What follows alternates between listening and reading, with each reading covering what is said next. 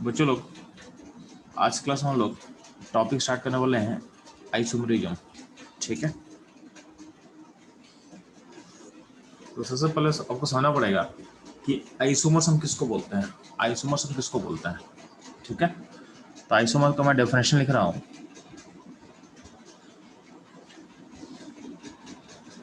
Isomers are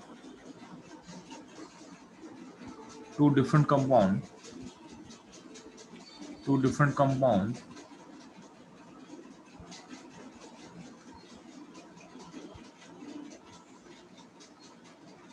having same molecular formula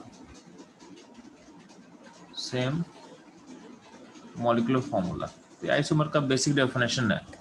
इसको आप organic chemistry या इनऑर्गेनिक कहीं भी इसको आप यूज कर सकते हो इस डेफिनेशन को। और आइसोमरिज्म का जो फेनोमेना है उसको हम बोलते हैं आइसोमरिज्म। तो आइसोमर्स एग्जिस्ट करने का जो फेनोमेना होता है उसको बोलते हैं आइसोमरिज्म। ठीक है, अब ध्यान देना, आइसोमर दो टाइप का होता है। आइसोमर को दो पार्ट में क्लासिफाई किया गया है, स्ट्रक्चर आइसोमर्स और एक होता है स्टीरियो आइसोमरिज्म, एक होता है स्टीरियो आइसोमर्स। ठीक है, structure isomers and stereo isomers. तो ध्यान देना, सबसे पहले मूव करते हैं स्ट्रक्चर आइसोमर्स पे। तो स्ट्रक्चर आइसोमर्स के में एनसीईआरटी के अकॉर्डिंग जो दिया हुआ उसको मैं बता रहा हूँ। एनसीईआरटी में आपके पास 4 क्लासिफिकेशन इसका है। एनसीईआरटी के अकॉर्डिंग आपके पास 4 क्लासिफिकेशन है। क्या क्या है? तो स्ट्रक्चर आइसोमर्स के अंदर आयनाइजेशन आइसोमरिज्म होगा, ठीक है, लिंकेज आइसोमरिज्म होगा, ठीक है, सॉल्वेट या फिर हाइड्रेट आइसोमरिज्म होगा, ठीक है, एंड कोऑर्डिनेट आइसोमरिज्म होगा। ठीक है, तो ये 4 आइसोमरिज्म होगा स्ट्रक्चर आइसोमरिज्म के अंदर। तो इसको हम लोग पहले डिटेल में स्टडी करते हैं 1 बाय 1 करके।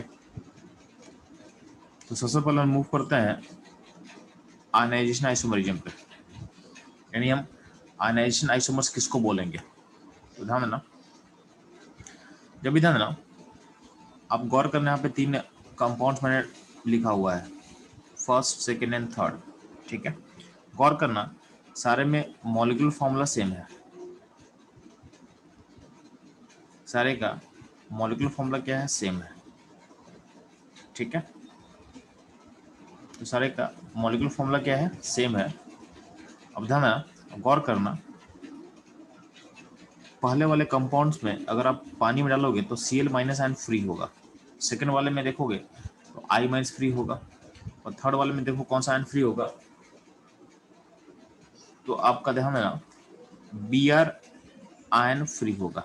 ठीक है, तो आप देख रहे हो कि इन तीनों कंपाउंड का मॉलिक्यूलर फॉर्मूला सेम है, बट जब इनको वाटर में डालोगे तो आपका जो आयंस जो है वो डिफरेंट मिलने वाला है।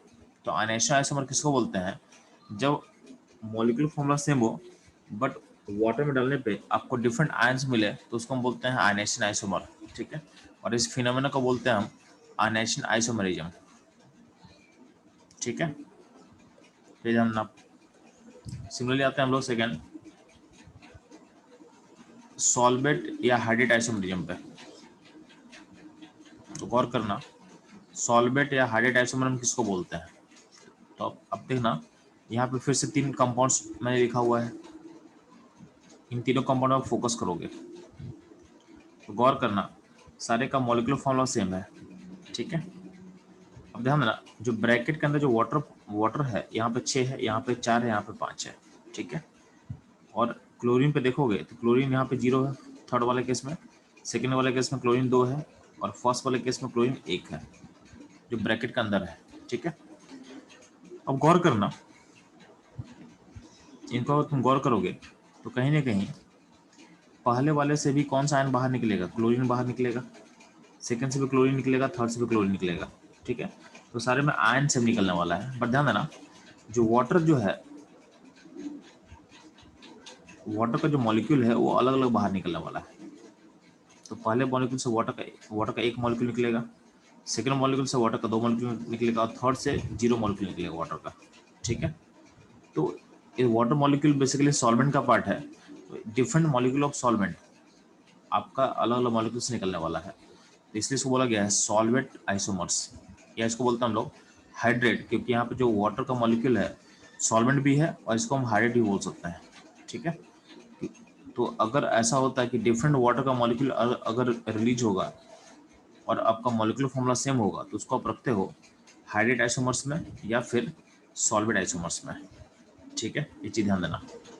इसमें देखो, इसमें आयन सेम नहीं मिलने वाला है, यहाँ भी क्लोरीन है, यहाँ भी क्लोरीन, यहाँ भी क्लोरीन है। इसको आयनेशन आइसोमर मत बोलना, क्योंकि जो वाटर है वाटर आयन नहीं है। ठीक है, तो ये वाटर का मॉलिक्यूल है, तो उसको आयन के फॉर्म में मत सोचना, इसको आप इसलिए आयनेशन आइसोमर के अंदर मत डाल देना। ठीक है, इसलिए इसको रखा गया है सॉल्वेट या फिर हाइड्रेट आइसोमर्स के अंदर, ये ध्यान देना आप। ठीक है, ये रहेगा आपका सॉल्वेट या हाइड्रेट आइसोमर्स। नेक्स्ट मूव करते हैं, ध्यान से हम सुन लो। अगला आइसोमर्स जो होगा लिंकेज आइसोमर्स। लिंकेज, ध्यान देना, लिंकेज आइसोमर्स होने के लिए आपका जो लिगेंड होगा, लिगेंड मस्ट बी एम्बिडेंटेड। हम लोग लिगेंड जब पढ़ रहे थे तो हम लोग ऑलरेडी बता चुके हैं कि लिगेंड, कुछ लिगेंड एम्बिडेंटेड होता है। ठीक है, तो एम्बिडेंटेड लिगेंड किसको बोलते हैं हम लोग? तो जहाँ पे मैं बोला था कि जिसके पास 2 सेंटर होगा देने के लिए, जिसके पास 2 सेंटर होगा डोनेशन के लिए, but both can not donate at a time, यानी दोनों का दोनों सेंटर एक साथ डोनेशन कभी नहीं करेगा। ठीक है, यानी एम्बिडेंट लिगेंड का मतलब है जिसके पास 2 सेंटर होगा डोनेशन का, बट उसमें से एट ए टाइम एक ही देगा। ठीक है, एट ए टाइम क्या देगा? उसमें से एक ही सेंटर डोनेशन करेगा, क्योंकि दोनों सेंटर डोनेशन करेगा उसमें जो रिंग बनता है, रिंग का साइज छोटा होगा, 3 या 4 मेंबर रिंग बनता है जिसका स्ट्रेन काफ़ी ज़्यादा हाई होता है। ठीक है, तो 3 एंड 4 मेंबर रिंग फॉर्मेशन से सिस्टम क्या होगा? अनस्टेबल होगा, इसलिए क्या होता है, दोनों सेंटर कभी नहीं देगा। फॉर एग्जाम्पल जो होगा एम्बिडेंट लिगेंड का, आपके सामने लिखा हुआ है CN माइनस, तो यहाँ पे एक C सेंटर है और एक N सेंटर है जो डोनेशन सेंटर है। दोनों सेंटर में आइदर C सेंटर देगा या तो N सेंटर देगा, दोनों एक साथ नहीं देगा। सिमिलरली NO2 है, NO2 में एक O सेंटर है और एक N सेंटर है। ठीक है, सिमिलरली SCN, तो SCN में एक S सेंटर होगा और एक N सेंटर होगा, जहाँ से आप यहाँ डोनेशन होने वाला है। ये सब कुछ एग्जाम्पल है आपका एम्बिडेंटेड लिगेंड का। तो जब भी ये लिगेंड्स होगा तो लिंकेज आइसोमरिज्म एग्जिबिट कर सकता है। ठीक है, फॉर एग्जाम्पल था ना, जैसे मान ली इन दोनों को एग्जाम्पल मैं ले रहा हूँ, 2 एग्जाम्पल। तो इसमें आपका NO2 लिगेंड है, इस NO2 लिगेंड में यहाँ जो N सेंटर है वो डोनेशन कर रहा है, यानी क्रोमियम को, मेटल को N सेंटर, NO2 का N सेंटर डोनेशन कर रहा था। और सेकंड वाले कॉम्प्लेक्स में जो NO2 का जो O सेंटर है, O सेंटर जो है वो डोनेशन कर रहा है, यानी यहाँ पे क्रोमियम को NO2 का O सेंटर डोनेशन करने वाला है। तो यहाँ पे देखोगे आपका मॉलिक्यूलर फॉर्मूला सेम है, सब कुछ सेम है, बट डिफर क्या कर रहा है? डिफर क्या कर रहा है? लिगेंड से लिंकेज का सेंटर है वो डिफर कर रहा है। NO2 में N सेंटर कर रहा है और ONO में O सेंटर कर रहा है। ठीक है, तो डिफर बस यहाँ पे करने वाला है, डिफर बस यहाँ पे करने वाला है, ये ध्यान देना आप। ये रहा ऑल अबाउट आपका लिंकेज आइसोमरिज्म। सिमिलर ध्यान देना। अगला है कोऑर्डिनेट आइसोमर्स। अगला है कोऑर्डिनेट आइसोमर्स, तो ध्यान देना। तो कोऑर्डिनेशन आइसोमर्स में ध्यान दोगे, आपका जो कोऑर्डिनेशन नंबर होगा in oxidation state of centre metal must be same. तो कोऑर्डिनेशन आइसोमर शो करने के लिए आपका coordination number in oxidation state of centre metal must be same. अब ध्यान देना, जो कोऑर्डिनेशन आइसोमर कब शो करता है? तो जब 2 कॉम्प्लेक्स आपस में मिक्स होगा। ठीक है, यानी इस तरह का कॉम्प्लेक्स मॉलिक्यूल शो करता है चीज। जैसे मान ले यहाँ पे क्रोमियम के साथ अमोनिया लिगेंड जुड़ा हुआ है और यहाँ पे कोबाल्ट के साथ CN लिगेंड जुड़ा हुआ है। दोनों केस में देखो ना, क्रोमियम का जो कोऑर्डिनेशन नंबर 6 है, यानी यहाँ पे 6 लिगेंड है। सिमिलरली कोबाल्ट के साथ जो कोऑर्डिनेशन नंबर वो भी 6 होगा कि यहाँ पे 6 लिगेंड जुड़ा हुआ है। ठीक है, अब यहाँ पे दोनों पे जो ऑक्सीडेशन स्टेट होगा, तो दोनों का ऑक्सीडेशन स्टेट क्या है? +3 है। ठीक है, अगर मान लेते हैं कि अब साइनाइड को, CN को, लिगेंड को यहाँ भेज दे। ठीक है, अमोनिया क्रोमियम के पास और अमोनिया को भेज दे कोबाल्ट के पास, या फिर तुम उल्टा सोच सकते हो कि जो क्रोमियम है उसको यहाँ भेज दे और कोबाल्ट को यहाँ भेजते हैं। मतलब क्या करते हैं कि आपका लिगेंड और मेटल को इंटरचेंज कर देते हैं, ठीक। इसे एक नया मॉलिक्यूल बनेगा।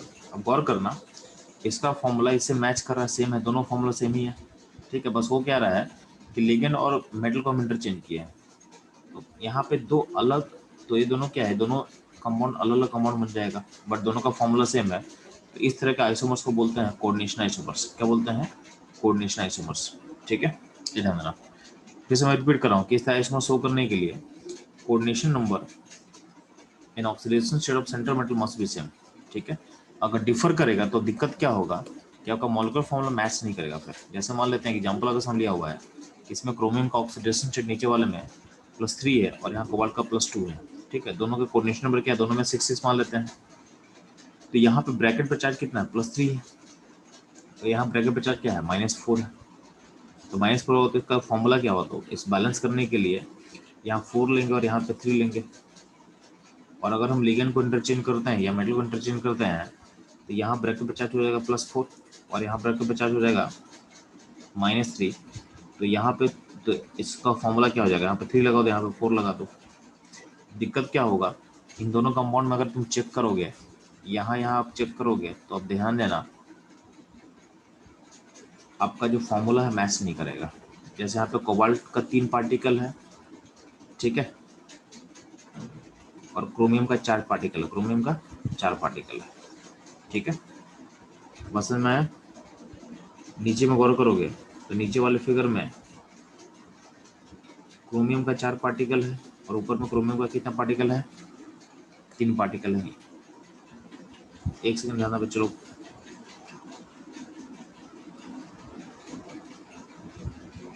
इसको हम फिर से देख रहे हैं, ध्यान से देखना। इस फिगर में हम लोग क्या क्या कर चुके हैं, यहाँ पे आपको समझ आ चुका है। तो इसका फॉर्मूला मैं दे रहा हूँ, तो इसका फॉर्मूला क्या होगा, तो यहाँ पे आप 4 लगाओगे, यहाँ 4 लगाओगे, ठीक है, और यहाँ पे 3 लगाओगे, यहाँ पे 3 लगाओगे, एक फॉर्मूला हुआ। नीचे वाले फिगर में थोड़ा यहाँ पे चूंकि कोबाल्ट का ऑक्सीडेशन +2 है, यहाँ +2 होगा। तो चूंकि अमोनिया का स्टेट 0 होता है तो यहाँ पे ब्रैकेट पे चार्ज +4 नहीं होगा, यहाँ पे +2 होगा। तो इसको आप चेंज करोगे, यहाँ पे +2 होगा, ठीक है। ये ध्यान देना। सिमिलरली ध्यान देना कि क्रोमियम पे चार्ज यहाँ +3 है, तो यहाँ पे सीन में माइनस चार्ज है, तो क्या होगा, यहाँ पे -3 चार्ज होगा, तो यहाँ पे एक्यूरेट है, ठीक है। यहाँ जो फॉर्मूला बनेगा, तो यहाँ फॉर्मूला क्या बनेगा, तो यहाँ पे 3 आएगा और यहाँ पे 2 आएगा, ठीक है। अब गौर करना कि कोबाल्ट का नंबर यहाँ पे 3 है और ऊपर में कोबाल्ट 3 है, चलेगा। लेकिन यहाँ ध्यान देना, यहाँ क्रोमियम 2 है और ऊपर में क्रोमियम कितना है, 4 है। तो देखना कि आपको फॉर्मूला मैच नहीं करेगा। तो अगर कोऑर्डिनेशन नंबर या फिर ऑक्सीडेशन स्टेट सेंटीमीटर का चेंज करेगा तो आपका फॉर्मूला मैच नहीं करेगा, तो ये आइसोमर का बेसिक डेफिनेशन को ही वायलेट कर देगा। इसलिए कोऑर्डिनेशन आइसोमर शो करने के लिए आपका oxidation state and coordination number centre metal का सेम होना चाहिए, तभी एग्जीक्यूट करता है, ठीक है। ये रहेगा ऑल अबाउट स्ट्रक्चर आइसोमरिज्म, ठीक है।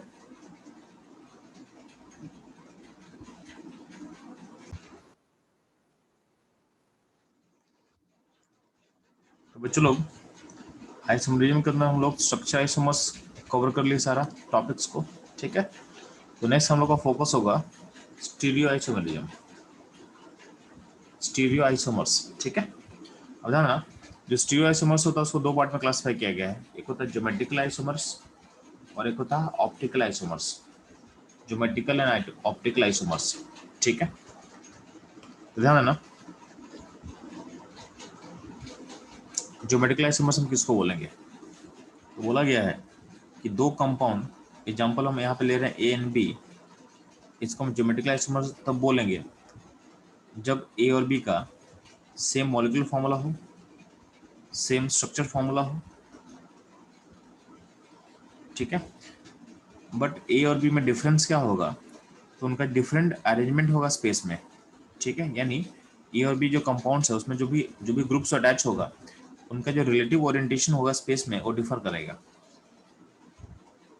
फिर से मैं रिपीट कर रहा हूँ, ए और बी को हम ज्योमेट्रिकल आइसोमर तब बोलेंगे जब ए और बी का मॉलिक्यूलर फॉर्मूला सेम होगा, स्ट्रक्चर फॉर्मूला भी सेम होगा। डिफर कहाँ करेगा, तो डिफर करेगा दोनों रिलेटिव पोजीशन ऑफ ग्रुप यानी ए और बी के अंदर जो भी ग्रुप मौजूद होगा उसका जो रिलेटिव ओरिएंटेशन है या जो रिलेटिव पोजीशन है वो डिफर करेगा स्पेस में। तो हम बोलते हैं कि ए और बी ज्योमेट्रिकल आइसोमर्स है आपस में, ठीक है। और इस फिनोमेना को बोला गया है ज्योमेट्रिकल आइसोमरिज्म, ठीक। इसमें ध्यान देना, ऑप्टिकल आइसोमर्स हम किसको बोलते हैं? तो अगर मान लेते हैं कि ए और बी दो कंपाउंड है जिसका सेम मॉलिक्यूलर फार्मूला है, सेम स्ट्रक्चर फार्मूला है, ठीक है, और स्पेस में जो अरेंजमेंट है वो भी सेम ही है, ठीक है, और डिफर कर रहा है, ये डिफर करता है ऑप्टिकल रोटेशन में। तो ए और बी अगर डिफर करेगा optical rotation of plane polarise light, plane polarise light, इसको शॉर्ट में बोल सकता हूँ पीपीएल, ठीक है। तो अगर ए और बी का अगर सेम मॉलिक्यूलर फार्मूला होगा, सेम स्ट्रक्चर फार्मूला होगा, ठीक है, सेम अरेंजमेंट होगा इन स्पेस, डिफर करेगा optical rotation of plane polarise light, ठीक है।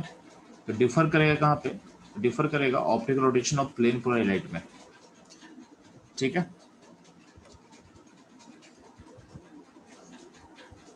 डिफर करेगा optical rotation of plane polarise light में।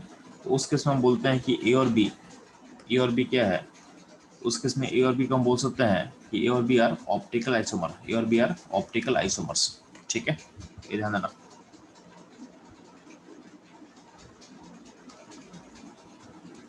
बात समझ में आ गया? अब पॉइंट आता है कि हम प्लेन पोलराइज लाइट किसको बोलते हैं? प्लेन पोलराइज लाइट हम किसको बोलेंगे? तो ध्यान दोगे,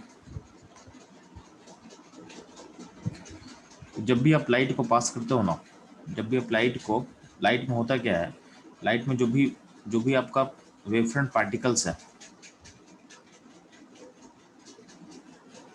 वो वो हर जगह क्या होगा, हर जगह वाइब्रेट करेगा, वो हर डायरेक्शन में क्या होगा, वाइब्रेट करेगा, ठीक है। It will vibrate in every direction, ठीक है। इस लाइट को हम पास करते हैं किससे? इस लाइट को पास करते हैं हम निकोल प्रिज्म से, ठीक। तो निकोल प्रिज्म से पास करने पे क्या होता है, इसका जो वाइब्रेशन है वो सिंगल प्लेन में क्या होता है, कन्फाइन कर जाता है, वो सिंगल प्लेन में क्या होता है, कन्फाइन कर जाता है, ठीक है। इसको हम बोलते हैं PPL light, plane polarise light, ठीक है। अब ध्यान ना, अब इस लाइट को जब पास करोगे आपके ऑप्टिकली एक्टिव सैंपल से, यानी आपका सैंपल अगर ऑप्टिकली एक्टिव होगा सैंपल, तो होता क्या है, ये लाइट को रोटेट करेगा, ये पीपीएल लाइट को रोटेट करेगा। अब ध्यान देना कि आखिर पीपीएल लाइट को रोटेट क्यों करेगा, ये नॉर्मल लाइट को रोटेट क्यों नहीं करेगा, ये नॉर्मल लाइट को रोटेट क्यों नहीं करेगा? तो ध्यान देना, ऐसा नहीं कि सैंपल जो है वो सैंपल पीपीएल लाइट को रोटेट करता है, सैंपल जो होता है ये नॉर्मल लाइट को भी रोटेट करेगा। बट ध्यान देना, नॉर्मल लाइट जो है, आपका जो नॉर्मल लाइट है उसमें जो डायरेक्शन देखोगे, तो जो भी पार्टिकल्स का जो डायरेक्शन है वो स्फेरिकल शेप का है। कैसा है? स्फेरिकल शेप का है। तो इस स्फेरिकल शेप में अगर मान लेते हैं कि अगर रोटेशन होता भी है ना, मान लेते हैं एच को तुम ऐसे घुमा दिया, तो एक स्फेरिकल बॉल, अब तो सोचो ना, आप एक वाइट बॉल को अगर इमेजिन करो, उस वाइट बॉल को आप घुमाओ, उस वाइट बॉल को अगर आप रोटेट करोगे तो उसके रोटेशन को क्या आप ऑब्जर्व कर पाओगे क्या? तो ऐसा पॉसिबल नहीं है।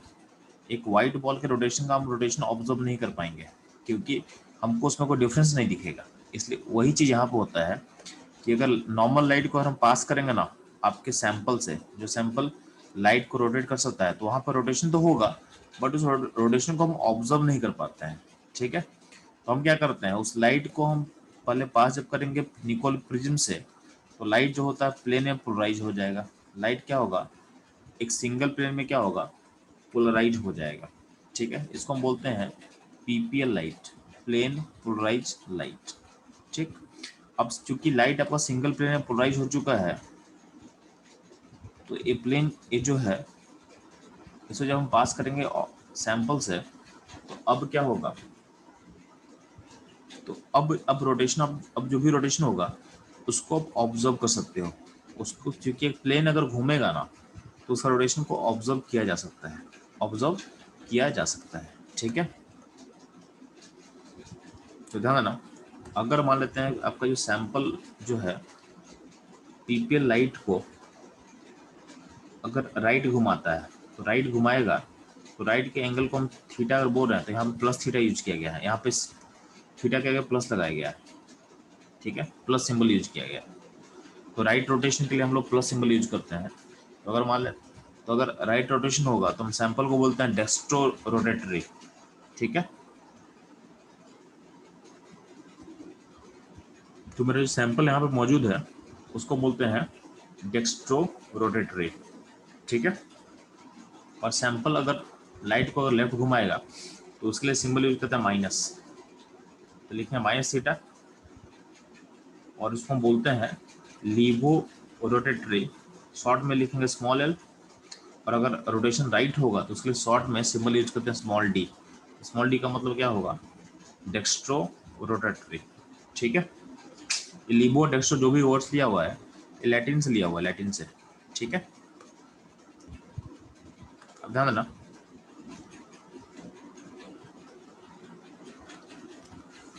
तो ऑप्टिकल आइसोमर्स हम क्या बोले हैं, किसको बोलते हैं, तो ऑप्टिकल आइसोमर्स शो करने के लिए, ठीक है, आपका जो कंपाउंड है मे बी ऑप्टिकल एक्टिव होना चाहिए, ठीक है।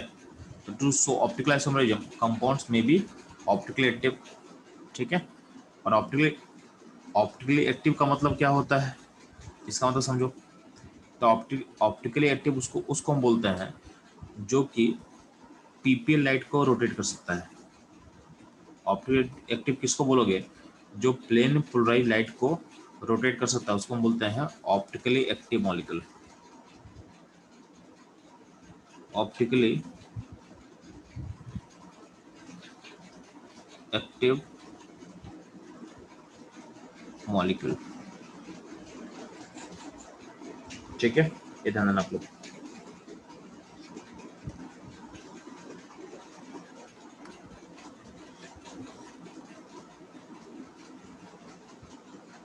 ध्यान देखो, चलो आगे बढ़ने से पहले हमको समझना पड़ेगा कुछ सिमेट्री एलिमेंट, ठीक है। कुछ एलिमेंट ऑफ सिमेट्री को हमको स्टडी करना पड़ेगा। तो आपके पास सिमेट्री एलिमेंट में टोटल 4 सिमेट्री एलिमेंट होता है। 4 सिमेट्री एलिमेंट क्या क्या है, एक को बोलते हैं लोग पीओएस। पीओएस का मतलब होता है प्लेन ऑफ सिमेट्री, ठीक है, प्लेन ऑफ सिमेट्री। एक होता है सीओएस, सीओएस का फुल फॉर्म होता है centre of symmetry, centre of symmetry, ठीक है। एक सिमेट्री एलिमेंट का नाम होता है एओएस, एओएस का फुल फॉर्म होता है axis of symmetry, axis of symmetry, ठीक है। और अगला सिमेट्री एलिमेंट का नाम होता है एओएस, इसका फुल फॉर्म होता है ऑल्टरनेट एक्सिस ऑफ सिमेट्री, ठीक है। ये टोटल 4 सिमेट्री एलिमेंट आपके पास मौजूद होता है। अब ध्यान दोगे, जो प्लेन ऑफ सिमेट्री है, जो प्लेन ऑफ सिमेट्री है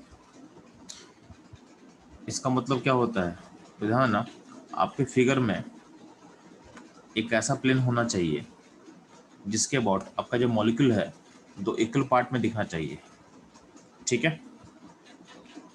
तो प्लेन ऑफ सिमेट्री का मतलब सिंपल होता है कि आपके फिगर में एक ऐसा प्लेन होना चाहिए जिसके अबाउट फिगर दो इक्वल पार्ट में आपको दिखेगा। फॉर एग्जाम्पल ध्यान देना,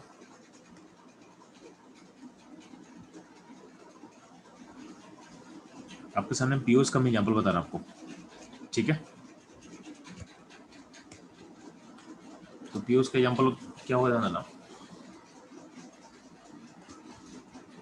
तो पीओएस आइडेंटिफाई करेंगे, मैं क्या बोला हूँ, जैसे मान लीजिए कि आप मॉलिक्यूल आपका ऐसा है,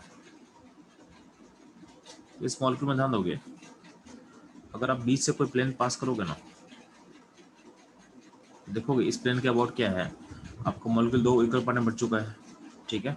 तो ये जो बीच का जो प्लेन चूज कर रहे हैं वो आपका पीओएस की तरह काम करेगा। सिमिलरली आप ऐसा प्लेन भी लोगे तो ये भी पीओएस का काम कर सकता है, ठीक है।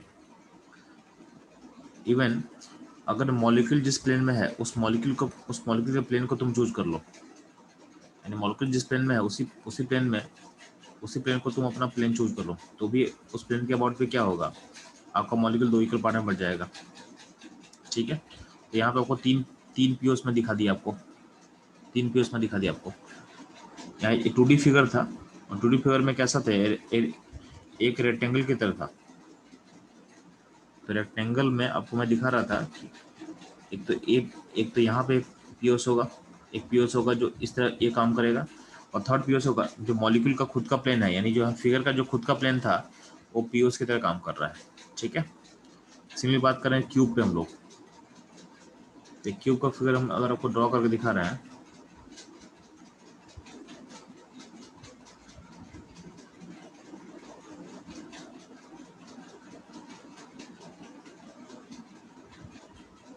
इस क्यूब में ध्यान दोगे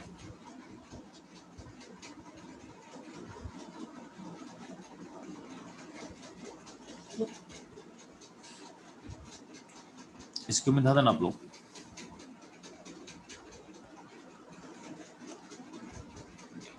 आपको इसमें अगर हम पीओस का बात बोलते हैं, ध्यान देना, इसका एक प्लेन तो बी से यहाँ से पास कर सकता है। तो एक प्लेन को मैं यहाँ ड्रॉ कर दे रहा हूँ, एक प्लेन पॉसिबल है जो कि पीओस की तरह काम करेगा। ये पहला प्लेन हो गया आपके लिए। ठीक है, और मैं दिखाता हूँ आपको सेकंड प्लेन ऐसा ही क्या होगा।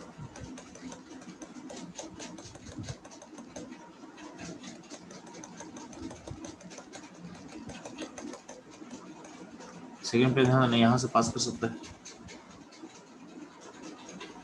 ये सेकंड प्लेन हुआ। ठीक है,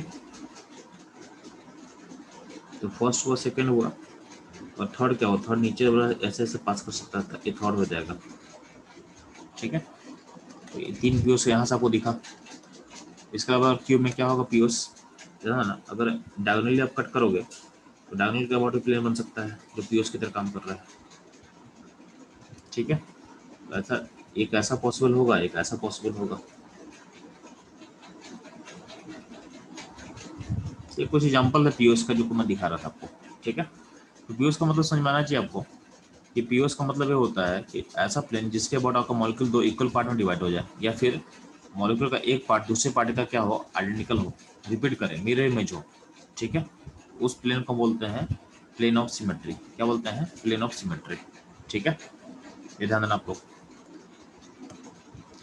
तो पीओस का मतलब समझ में आ गया। अब ध्यान देना, अगर आपका फिगर 2D में होगा ना, अगर आपका फिगर 2D में होगा तो 2D फिगर का ध्यान है, 2D फिगर का खुद का जो प्लेन होता है वही पीओस की तरह काम करता है। ठीक है, तो 2D फिगर में अगर कोई प्लेन ऑफ सिमेट्री आपको नहीं भी दिखे तब भी 2D फिगर में आपका प्लेन ऑफ सिमेट्री एग्जिस्ट करता है। जो मॉलिक्यूल का खुद का प्लेन होगा उसको तुम पीओस की तरफ सोच सकते हो। ठीक है, तो जो मॉलिक्यूल का खुद का प्लेन होगा वो पीओस की तरह काम करेगा। यहाँ लिखा हुआ है कि POS is always exist in 2D figure, क्योंकि प्लेन ऑफ मॉलिक्यूल जो होता है वही पीओस की तरह एक्ट करता है। प्लेन ऑफ मॉलिक्यूल है वही एक्ट करेगा एज ए पीओस की तरह, एज ए पीओस की तरह। ठीक है, ये ध्यान रखना। सिमिलरली बात करते हैं हम लोग, तो ये टॉपिक पीओस खत्म होता है। अगला टॉपिक है सीओएस। ठीक है, तो सीओएस का फुल फॉर्म होता है सेंटर ऑफ सिमेट्री। तो अगर मान लेते हैं आपके फिगर में एक ऐसा सेंटर एग्जिस्ट कर रहा है जिसके अबाउट जितना आप आगे जाओगे तो जो ग्रुप मिलने वाला है वही ग्रुप उतना ही पीछे आओगे, 180 एंगल पे बैकवर्ड आओगे, सेम ग्रुप मिलेगा सेम डिस्टेंस पे। तो अगर ऐसा कहीं दिख रहा है आपको तो हम बोलते हैं कि मॉलिक्यूल में सीओएस है। ठीक है, सेम ग्रुप मिलना चाहिए आपको, सेम डिस्टेंस पे 180 एंगल पे आपको सेम ग्रुप मिलना चाहिए। तो हम बोलते हैं कि आपके फिगर में सीओएस है, यानी सेंटर ऑफ सिमेट्री है। ठीक है, आपके फिगर में सेंटर ऑफ सिमेट्री है।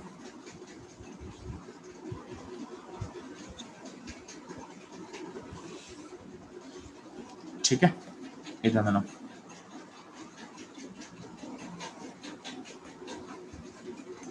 सिमिलरली एओएस का मतलब क्या होता है, एक्सिस ऑफ सिमेट्री। ठीक है, ये इसका फुल फॉर्म होगा एक्सिस सिमेट्री, और एओएस का मतलब होता है ऑल्टरनेट एक्सिस ऑफ सिमेट्री। ठीक है, तो हम लोग एओएस और एओएस को बाद में पढ़ेंगे, इसका ज़्यादा यूज यहाँ पर नहीं है तो इसको हम अभी नहीं कवर करते हैं। ज़्यादा इंपॉर्टेंट था अपने लिए पीओएस एंड सीओएस। ठीक, अब ध्यान दोगे,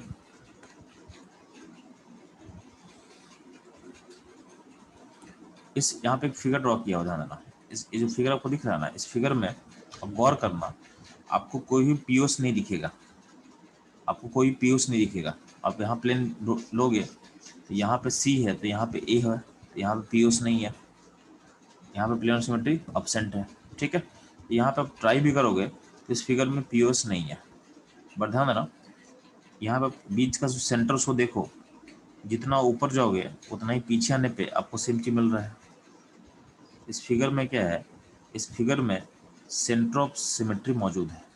ठीक है, तो इसमें सीओएस है, इसमें सीओएस है। अब गौर करना, इस पूरे चैप्टर में हम लोगों को क्या करना है, तो हम लोग को ऑप्टिकली एक्टिव कंपाउंड पहचानना है। तो आपके लिए मैं बता दे रहा हूँ, ध्यान देना, सुनो ध्यान से। वैसे ध्यान देना, डेफिनेशन वाइज मैं जा रहा हूँ, तो डेफिनेशन वाइज क्या बोला गया है कि ऑप्टिकली एक्टिव मॉलिक्यूल हम किसको बोलते हैं, तो ऑप्टिकली एक्टिव मॉलिक्यूल दो टाइप का पॉसिबल है। ठीक है, तो ऑप्टिकली एक्टिव मॉलिक्यूल आइदर होगा डिसिमेट्रिक, आइदर होगा डिसिमेट्रिक या फिर होगा एसिमेट्रिक। मैं फिर से रिपीट कर रहा हूँ, आपका जो ऑप्टिकली एक्टिव मॉलिक्यूल है वो आइदर होगा डिसिमेट्रिक और होगा एसिमेट्रिक। ठीक है, तो आपका जो ऑप्टिकली एक्टिव मॉलिक्यूल है आइदर होगा डिसिमेट्रिक और होगा एसिमेट्रिक। बात समझ में आ रहा है? अब डिसिमेट्रिक का मतलब क्या होता है जी, तो ध्यान दोगे, डिसिमेट्रिक का मतलब होता है कि मॉलिक्यूल में पीओएस नहीं होना चाहिए, सीओएस नहीं होना चाहिए, एओएस नहीं होना चाहिए। यानी मॉलिक्यूल में प्लेन ऑफ सिमेट्री नहीं होना चाहिए, सेंटर ऑफ सिमेट्री नहीं होना चाहिए, ऑल्टरनेट एक्सिस ऑफ सिमेट्री नहीं होना चाहिए। ठीक है, तो डिसिमेट्रिक में एक कंडीशन बोला गया है। एओएस यानी एक्सिस ऑफ सिमेट्री पे बोला गया है कि ए हो भी सकता है और नहीं भी हो सकता है, तो मे और मे नॉट बी प्रेजेंट। तो इस पर कोई हार्ड एंड फास्ट कंडीशन नहीं अप्लाई किया गया है। ठीक है, तो ये रहेगा डिसिमेट्रिक पे कंडीशन। सिमिलरली और क्या बोला जा सकता है कि आपका जो ऑप्टिकली एक्टिव मॉलिक्यूल है वो हो सकता है एसिमेट्रिक हो सकता है। अब एसिमेट्रिक का मतलब क्या होगा, इसका मतलब होता है कि एसिमेट्रिक मॉलिक्यूल हम किसको बोलते हैं, तो जिस मॉलिक्यूल में पीओएस नहीं होगा, जिसमें पीओएस नहीं होगा, जिसमें सीओएस नहीं होगा, जिसमें एओएस नहीं होगा, जिसमें एओएस नहीं होगा। यानी एसिमेट्रिक मॉलिक्यूल हम किसको बोलेंगे बच्चों लोग, जिसमें प्लेन ऑफ सिमेट्री नहीं होगा, जिसमें सेंटर ऑफ सिमेट्री नहीं होगा, जिसमें एक्सिस ऑफ सिमेट्री नहीं होगा, जिसमें ऑल्टरनेट एक्सिस ऑफ सिमेट्री नहीं होगा, इसको बोलते हैं हम लोग एसिमेट्रिक मॉलिक्यूल। ठीक है, अब गौर करना, ध्यान से देखना कि जितना भी एसिमेट्रिक मॉलिक्यूल है उसको आप डिसिमेट्रिक बोल सकते हो। तो all asymmetric molecules are dissymmetric, but vice versa true नहीं है। All dissymmetric is not asymmetric, क्योंकि यहाँ पे एओएस में भी हो भी सकता, नहीं हो सकता है। तो जो भी डिसिमेट्रिक मॉलिक्यूल है सारे को आप एसिमेट्रिक नहीं बोल पाओगे। एसिमेट्रिक उसी को बोल पाओगे जब आपका एओएस नहीं होगा, जिसमें एओएस होगा उसको आप एसिमेट्रिक नहीं बोल पाओगे। तो ये क्वेश्चन आपके एसेशन रीजन का पार्ट हो सकता है, ये क्वेश्चन आपके एसेशन रीजन में आ सकता है। ठीक है,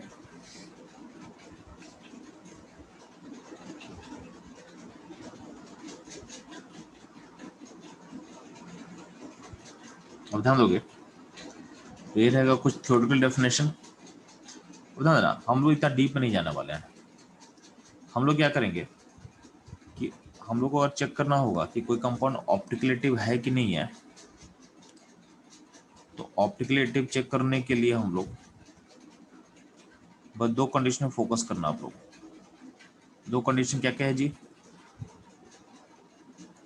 अगर पीओएस एंड सीओएस इन दोनों को चेक करना आप। ठीक है, तो अगर पीओएस सीओएस अगर प्रेजेंट होगा, देखो अगर पीओएस एंड सीओएस में कोई भी अगर एक प्रेजेंट होगा, कोई भी एक, दोनों का जरूरत नहीं है, कोई भी अगर एक ही प्रेजेंट होगा, ठीक है, तो उसके साथ बोलोगे कि मॉलिक्यूल क्या है, ऑप्टिकली इनएक्टिव होता है, ऑप्टिकली इनएक्टिव होता है। तो बस हम लोग पीओएस एंड सीओएस चेक करेंगे, plane of symmetry and centre of symmetry हम चेक करेंगे। दोनों में से अगर कोई भी मौजूद होगा, कोई भी अगर मौजूद होगा, ठीक है, तो हम बोलेंगे मॉलिक्यूल मेरा ऑप्टिकली इनएक्टिव है। ठीक है, ध्यान देना, अगर मान लेते हैं नॉर्मली क्या होता है 90% केसेस में अगर पीओएस अगर नहीं है, तो मॉलिक्यूल क्या होता है, ऑप्टिकली एक्टिव होता है। बट सेफ साइड रहने के लिए हम क्या करेंगे, अगर पीओएस सिस्टम में नहीं रहेगा तो हम लोग क्या करेंगे, सीओएस भी चेक कर लेंगे, सीओएस भी चेक कर लेंगे। तो पीओएस और सीओएस अगर दोनों नहीं है, इसका मतलब आपका मॉलिक्यूल क्या है, ऑप्टिकली एक्टिव हो जाएगा। ठीक है, ये ध्यान देना। ठीक, बट मैं क्या बोल रहा हूँ कि आपका इस हम लोग जो पढ़ने वाले कोऑर्डिनेशन केमिस्ट्री, तो उसमें आपका मैक्सिमम केसेस में पीओएस से काम चल जाएगा। अगर पीओएस नहीं है तो आप बोल सकते हो कि कंपाउंड इज ऑप्टिकली एक्टिव, इतना बोल सकता हूँ। और पीओएस अगर दिखेगा तो कंपाउंड क्या होगा, ऑप्टिकली इनएक्टिव होगा। क्या होगा, ऑप्टिकली इनएक्टिव होगा। ये ध्यान रखना। सीओएस का जरूरत बहुत रेयर केस में पड़ता है हमको, सेंटर सिमेट्री का नीड काफी रेयर केस में पड़ने वाला हम लोग को। ठीक है, अब ध्यान दोगे, अगर आपका मॉलिक्यूल अगर मान लेते हैं कि ऑप्टिकली एक्टिव है, तो ध्यान देना, तो हम बस बोल रहे हैं कि मॉलिक्यूल ऑप्टिकली एक्टिव है, हमको ये नहीं पता है कि लाइट को कहाँ घुमाएगा। तो ये जो ऑप्टिकली एक्टिव मॉलिक्यूल है, लाइट को राइट लेफ्ट कहीं भी घुमा सकता है। जब तक हम एक्सपेरिमेंट नहीं करेंगे, बस हम इतना ही बोल रहे हैं, बस आपको हमें इन्फॉर्मेशन दे रहे हैं कि मॉलिक्यूल ऑप्टिकली एक्टिव है, बस इतना आपको बता रहा है। तो बस इतने इन्फॉर्मेशन के बेसिस पे आप क्या बोल सकते हो कि ये सैंपल लाइट को घुमा सकता है। बट आपको हम ये नहीं बताएं कि सैंपल राइट घुमाएगा या लेफ्ट घुमाएगा। आपको इन्फॉर्मेशन जो भी मिलना है, एक एक्सपेरिमेंटल होता है, इसको थियोरेटिकली हम बता नहीं सकते हैं। सैंपल जो है पीपीएल लाइट को, प्लेन पोलराइज लाइट को राइट घुमाएगा कि लेफ्ट घुमाएगा, ये इन्फॉर्मेशन जो है हम थियोरेटिकली बता नहीं सकते हैं। तो ये होता है एक्सपेरिमेंटल। ठीक है, तो अगर आपको ये नहीं पता है कि मॉलिक्यूल एक किधर घुमाएगा, तो आपको अगर इतना पता है कि जो सैंपल है ये है ऑप्टिकली एक्टिव है, इसका मतलब क्या है, ये सैंपल लाइट को या तो राइट घुमाएगा या तो लेफ्ट घुमाएगा, दोनों पॉसिबिलिटी एग्जिस्ट करता है। तो हम लोग क्या बोलते हैं कि अगर बस इतना इन्फॉर्मेशन मौजूद है आपके पास कि सैंपल इज ऑप्टिकली एक्टिव, तो सैंपल कैन दो फॉर्म में एग्जिस्ट कर सकता है। Sample can exist in two form, either D और एल। तो जब भी हम बोलेंगे कि मॉलिक्यूल ऑप्टिकली एक्टिव है, इसका दो फॉर्म पॉसिबल है, टू फॉर्म पॉसिबल है, डी फॉर्म या और एल फॉर्म। डी मतलब डेक्स्ट्रो रोटेटरी, एल मतलब लीवो रोटेटरी। ठीक है, या तो राइट घुमाएगा या तो लेफ्ट घुमाएगा। जो भी ऑप्टिकल एक्टिव सैंपल होता है उसको हम दो फॉर्म में बोल देंगे। ठीक है, जब तक हमको पता ना हो, अगर हम बोल दे कि सैंपल ऑप्टिकल एक्टिव है और ये राइट घुमा रहा है तो मतलब डी फॉर्म है। ठीक है, बट अगर कुछ नहीं बोला जाए तो अब क्या बोलोगे, सैंपल का दो फॉर्म पॉसिबल है, एक डी फॉर्म होगा और एक एल फॉर्म होगा। बात समझ में आ रहा है चलो आप लोग को, सुनिए ध्यान देना। अगर आपके पास कोई प्लेनर फिगर होगा, जिसको हम 2D बोल सकते हैं, 2 डायमेंशन, तो planar figure never show never optically active, मतलब प्लेनर फिगर कभी भी ऑप्टिकली एक्टिव नहीं होगा। क्यों, क्योंकि इस प्लेनर फिगर का जो मॉलिक्यूलर प्लेन है वो पीओस की तरह काम करेगा। फिर से मैं रिपीट कर रहा हूँ, planar figure never optically active, क्योंकि इसका जो मॉलिक्यूलर प्लेन है वो एक्ट करता है एज ए पीओस। तो molecular plane act as a plane of symmetry, ये ध्यान रखना आप लोग। इसलिए यहाँ पे नीचे लिखा हुआ है स्क्वायर प्लेनर फिगर। तो स्क्वायर प्लेनर फिगर कैसा होता है जी, तो 2D फिगर होता है। स्क्वायर प्लेनर शेप जो होता है 2D शेप होता है। तो square planar shape never show optical isomers पर। जब भी हम बात करेंगे स्क्वायर प्लेनर फिगर का, तो एक बात के लिए तो आप फिक्स हो जाओ, ये स्क्वायर प्लेनर फिगर कभी भी ऑप्टिकल आइसोमर शो नहीं करेगा। ठीक है, सिमिलरली ध्यान देना, एक और इन्फॉर्मेशन आपके लिए इंपॉर्टेंट है कि जो टेट्राहेड्रल फिगर होता है, ये टेट्राहेड्रल फिगर हाईली सिमेट्रिकल होता है, हाईली सिमेट्रिकल होता है। ठीक है, और इसमें जो रिलेटिव ओरिएंटेशन है वो हमेशा सेम रहेगा। फिर से मैं रिपीट कर रहा हूँ, एक टेट्राहेड्रल फिगर जो होता है वो हाईली सिमेट्रिकल होता है। ठीक है, और इसका जो रिलेटिव पोजीशन है वो हमेशा सेम रहता है। हेंस इसका आउटकम क्या होगा, ध्यान देना, तो किसी भी टेट्राहेड्रल फिगर में कभी भी ज्योमेट्रिकल आइसोमर नहीं शो करेगा। तो tetrahedral system never show geometrical isomerism, never show geometrical isomerism. ठीक है, तो आपका tetrahedral system geometrical isomer show नहीं करेगा। ठीक,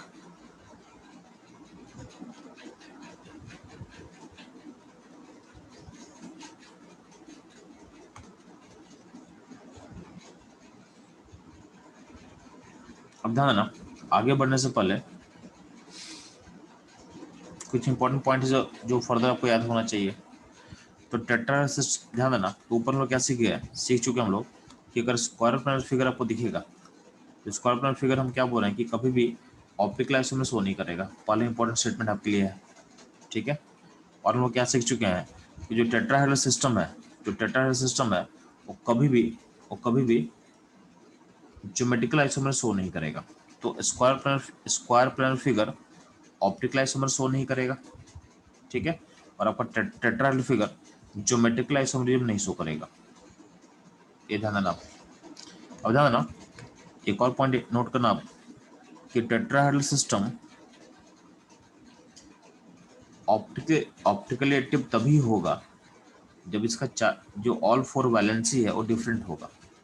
ठीक है, तो कोऑर्डिनेशन कंपाउंड जो वैलेंसी होता है उसको बोलते हैं लिगेंड्स, उसको बोलते हैं लिगेंड्स। तो टेट्राहेड्रल सिस्टम ऑप्टिकली एक्टिव तभी रहेगा जब उसके पास जो और ऑल फोर लिगेंड्स है ना वो डिफरेंट होगा, तभी ये ऑप्टिकल आइसोमर शो करेगा। ये ध्यान देना आप, यानी ऑल फोर लिगेंड्स अगर डिफरेंट होगा, यानी ऑल फोर जो लिंकेज है उसके पास, जो मेटल से चारों लिगेंड लिंक है, वो सारा अगर डिफरेंट होगा तभी ये ऑप्टिकल आइसोमर शो करेगा, नहीं तो नहीं शो करेगा। ये इंपॉर्टेंट पॉइंट है आपके लिए। ठीक, अब ध्यान देना, इस पूरी स्टडी में हम लोग क्या करते हैं ना, लिगेंड जो होता है, तो लिगेंड का टाइप होता है, तो जो मोनोडेंटेड लिगेंड होता है उसको हम स्मॉल एबीसीडी से रिप्रेजेंट करते हैं। तो स्मॉल एबीसीडी जो होता है वो मोनोडेंटेड लिगेंड के लिए हम यूज करते हैं। तो स्मॉल एबीसीडी जो होगा वो आपके मोनोडेंटेड लिगेंड के लिए यूज किया जाता है। जैसे मान लें अमोनिया है, CO है, CN- है, हैलोजेंस है, वाटर होगा, NO होगा, ये सब क्या है, ये सब क्या है, मोनोडेंटेड लिगेंड होगा। इन सब के लिए हम लोग स्मॉल एबीसीडी यूज करेंगे। तो स्मॉल एबीसीडी जो लेटर्स है वो मोनोडेंटेड लिगेंड को रिप्लेस कर के लिए हम यूज करते हैं। ये ध्यान रखना।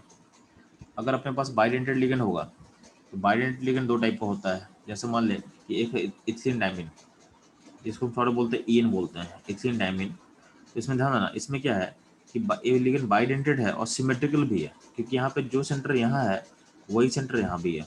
तो बाइडेंटेड सिमेट्रिकल लिगेंड है। इसको रिप्रेजेंट करने के लिए हम लिखेंगे, यूज करते हैं कैपिटल A या फिर कैपिटल BB। ठीक है, इसको इसको या तो कैपिटल A या कैपिटल BB लिखेंगे हम। तो जब भी बाइडेंटेड सिमेट्रिकल हो, जैसे EN हो गया, ऑक्सलेट हो गया, इन सबको हम रिप्रेजेंट करने के लिए कैपिटल A या फिर कैपिटल BB यूज करते हैं हम लोग। ठीक है, सिमिलरली अगर मान लेते हैं कि बाइडेंटेड होगा और अनसिमेट्रिकल होगा, मतलब दोनों सेंटर अलग अलग है, तो उसके लिए हम यूज करते हैं AB, capital A capital B। ठीक है, तो अगर बाइडेंटेड सिमेट्रिकल है तो उसके लिए दोनों लेटर सेम रहेगा कैपिटल में। और अगर मान लेते हैं कि बाइडेंटेड अनसिमेट्रिकल है तो उसमें दोनों लेटर अलग अलग होगा कैपिटल में। तो ये हो गया आपका बाइडेंटेड लिगेंड का रिप्रेजेंटेशन। अब ध्यान देना, जब भी बाइडेंटेड लिगेंड हम लेंगे तो गौर करना ध्यान है, जब भी हम मेटल को लिगेंड से के सेंटर से डोनेट करते हैं, दो पॉसिबिलिटी एग्जिस्ट करता है। या तो ये ऐसे डोनेट करेगा जब दोनों सेंटर में एंगल 90 का होगा,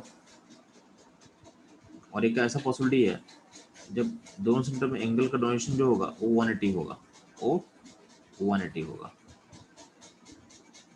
तो जो 180 का डोनेशन का जो पॉसिबिलिटी है वो जनरली नहीं होता है। ठीक है, क्यों? क्योंकि 180 एंगल में जो डोनेशन करोगे ना, तो लिगेंड जो दोनों लिगेंड सेंटर में जो डिस्टेंस है काफ़ी बड़ा, काफ़ी लार्ज हो जाता है। तो इतना दूर तक एक्सटेंड पॉसिबल नहीं है, इसलिए इस पॉसिबिलिटी को हम जनरली नहीं लेते हैं। ठीक है, जनरली नहीं लेते हैं। ये पॉसिबिलिटी कब होगा?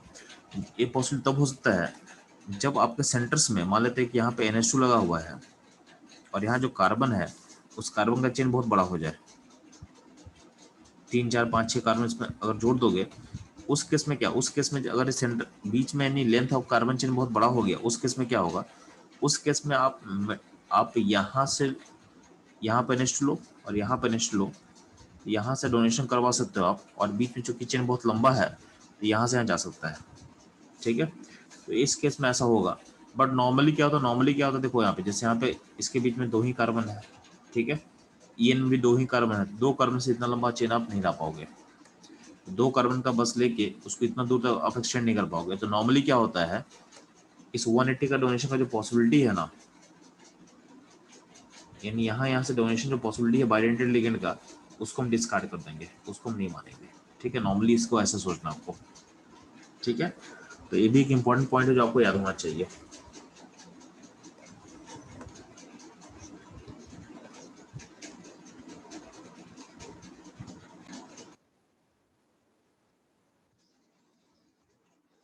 बच्चों लोग नेक्स्ट में मूव करते हैं, 4 लिगेंड केस में क्या क्या पॉसिबिलिटी होगा। अगर आपके सिस्टम में 4 लिगेंड होगा तो क्या क्या पॉसिबिलिटी होगा, तो ध्यान देना। जब भी 4 लिगेंड होगा तो या तो आपका फिगर होगा स्क्वायर प्लेनर, या तो आपका फिगर होगा स्क्वायर प्लेनर, या तो होगा टेट्राहेड्रल, या तो होगा टेट्राहेड्रल, ठीक है। तो जैसे ध्यान देना, 4 लिगेंड में 2 पॉसिबिलिटी है आपके फिगर का शेप का, स्क्वायर प्लेनर या फिर टेट्राहेड्रल। अब ध्यान देना, टेट्राहेड्रल फिगर कब होता है, जब आपका हाइब्रिडेशन होगा sp3, ठीक है, जब आपका हाइब्रिडेशन होगा sp3।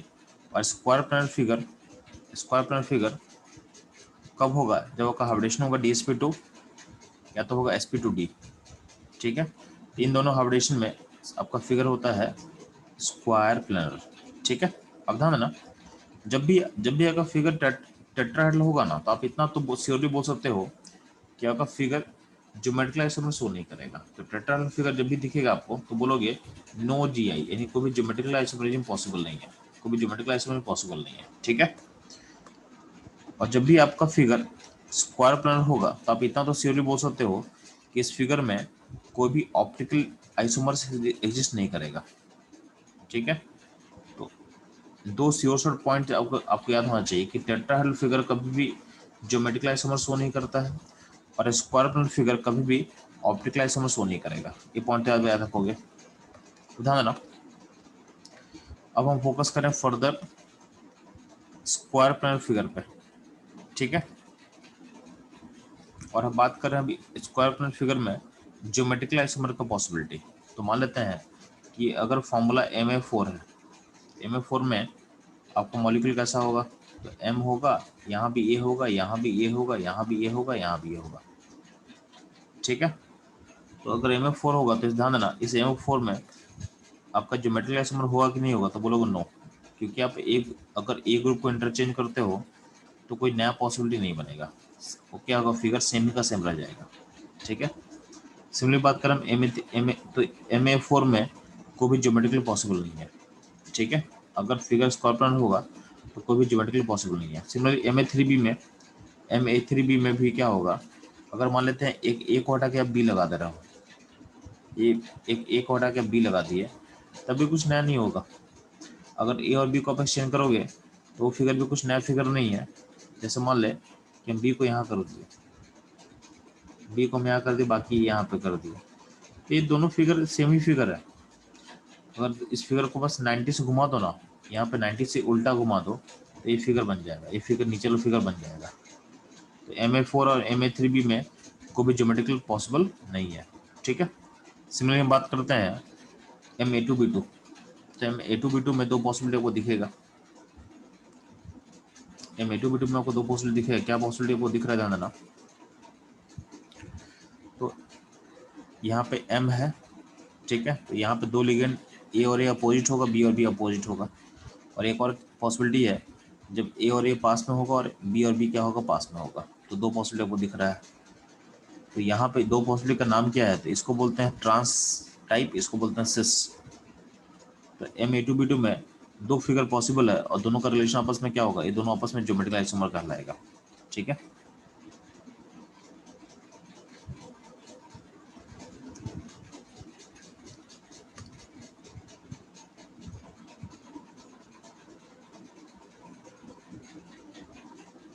फिर यहाँ पे देखना जो थर्ड केस में लिया हुआ है इसको थोड़ा चेंज करोगे, यहाँ पे ए बी होगा, यहाँ सी है और यहाँ भी अब सी ले लो।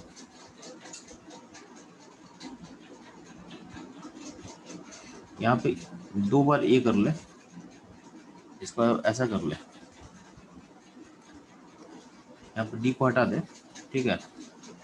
और यहाँ पे एक और ए ले लेना, एक और ले लेना, यानी ए बी सी। इस ए बी सी में ए पास हो सकता है और ए दूर हो सकता है, तो 2 पॉसिबिलिटी है। इसको जब पास होगा तो बोलेंगे सिस, और जब ए और ए दूर हो तो बोलते हैं trans.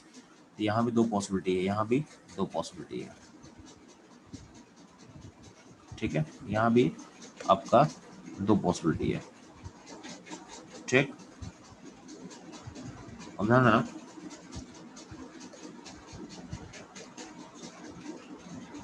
M A B C D, M A B C D, ध्यान दोगे M A B C D में कितना पॉसिबिलिटी आपको दिखेगा। तो M A B C D में अब ध्यान देना, इसको निकालने का 2 तरीका आपके पास। पहला तरीका क्या रहेगा कि आप फिगर को ड्रॉ कर दो। तो फिगर को ड्रॉ करोगे तो M A B C D में गौर करना कि फिगर अगर स्क्वायर प्लानर होगा टोटल 3 पॉसिबिलिटी बना पाओगे, 3 डिफरेंट पॉसिबिलिटी ड्रॉ कर पाओगे। ये ध्यान देना कि M A B C D 3 geometrical isomerism possible है, M A B C D में 3 ज्योमेट्रिकल आइसोमेरिज्म पॉसिबल है, ठीक है। ये चीज़ आपको ध्यान देना है।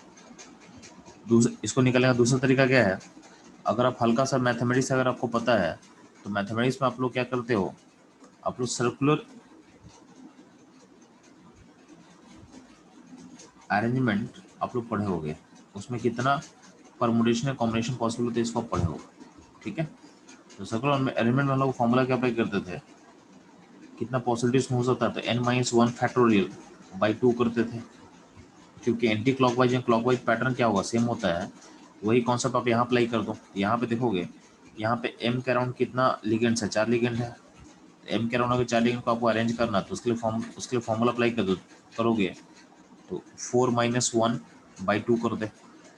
इसमें पॉसिबिलिटी कितना दिखेगा, जैसे भी आपका आंसर 3 आ जाएगा, इससे भी आपका आंसर 3 आ जाएगा, ठीक है। तो M A B C D